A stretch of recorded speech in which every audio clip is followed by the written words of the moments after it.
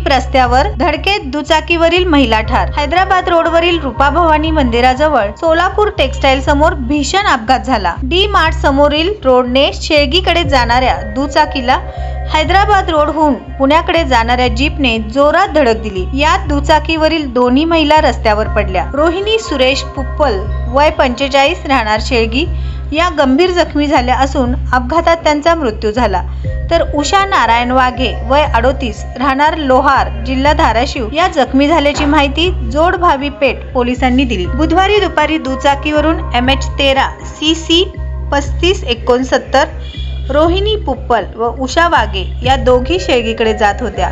त्यावेळी रूपा भवानी मंदिरकडे जाणाऱ्या सर्व्हिस रोडवरील सोलापूर टेक्सटाईल दुकानासमोर हैदराबाद रोड करून भरगाव येणाऱ्या जीपचे MH42 AU 2024 समोरील टायर फुटल्याने चालकाचे नियंत्रण सुटले।